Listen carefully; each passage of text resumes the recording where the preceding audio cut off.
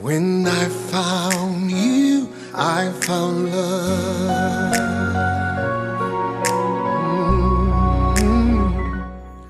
I didn't know him at all.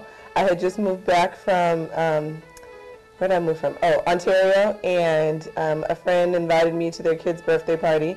And so I came, and there was this guy there in a suit that I didn't know, and he kept asking me what was in my cup, which it was just juice. She worked under me at the church. I was over the new members class, and she was the new members coordinator. And I'll never forget, she walked up to me and said, I know how to be nice to somebody when I need something, so she was being all nice. We worked together in the new members ministry, and so I was forced to talk to him quite regularly because I needed a list from him, and apparently he was the only one at the church who had it.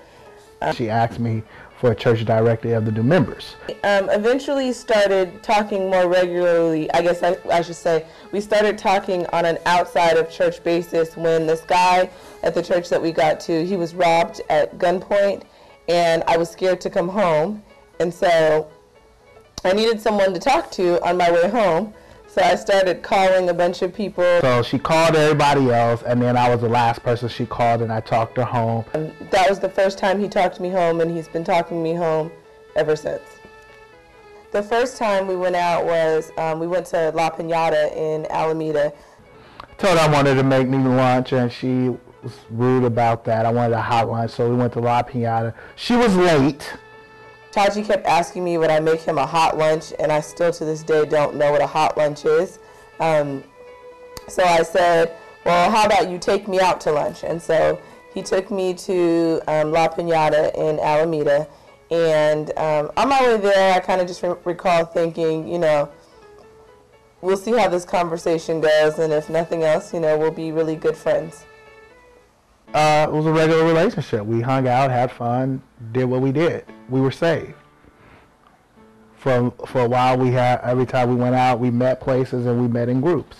We would go like out to eat, or we would go to the movies, but we would just meet up, and you know, at the end of the night, I'd come home. Before the engagement, let's see, Divine and I, we talked about it for a while, and she was expecting a ring at Christmas. I knew it, but I decided not to get one during that time. I was like, she can wait a little while longer, and I had to start having fun with it. Say around January, we started looking at rings, and then I was showing her rings online. She was like, ooh, I hate that. And then all of a sudden, we just started talking about pots. And I told her for Valentine's Day, I was going to get her pots.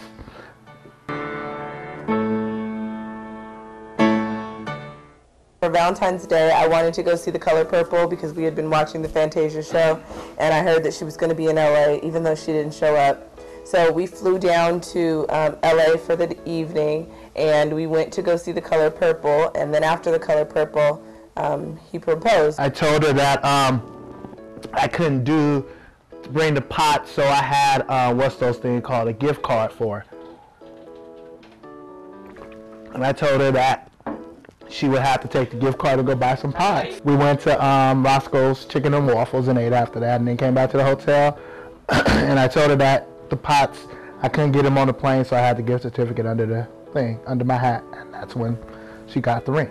We went to his hotel room, and supposedly he lost my gift card for some stupid pots that I didn't want, and eventually when he found the gift card, or I should say when I found the gift card that didn't really exist, it was a ring. My heart started beating really fast. I was very excited. I won't say that it was completely unexpected in the sense that we had talked about marriage and that kind of stuff before, so I wouldn't say it was unexpected, but I was very excited. I was actually shocked because I expected my parents to know in advance, and I had kind of tried to grill my mom and my dad before we went to LA and see if they knew anything. And my mom knew absolutely nothing, and my dad apparently did, but he didn't let off, which was a kind of a shocker, I thought. I began to read some books on marriage. I began to pray, began to read my word and read a couple of the chapters that was on marriage. We did premarital counseling. They talked about finances. We went with our pastor and first lady. They talked about finances. They talked about, you know, having a child being brought into the marriage, you know. And then I've had, like, my parents, they've been married for 30 34, 35 years, and then my grandparents were married for 65 years, and then so I've been surrounded by, and then other people I know that's been married 20 plus years, so I've surrounded myself around a lot of people who's had successful marriages. We've been married 28 days, 1 hour. We have been married since October 9th, so almost a month. Highs, getting a kiss good morning. Well, that's really more of like a kiss goodbye in the morning. Marital exercise is like great. Highs. Oh, getting a kiss when he comes in the door. Highs. But one of the main highs is just, waking up next to somebody I love every day. Divine, I love you. I love you. I am so excited to be your wife. These past 28 days have been the best 28 days ever. I am looking forward to growing old with you and many, many, many more years and days to come. When I found you, I found the rest of my life. When I found you, I told all others goodbye. When I found you, I saw my fears fly away like a dove. When I found you, I found love.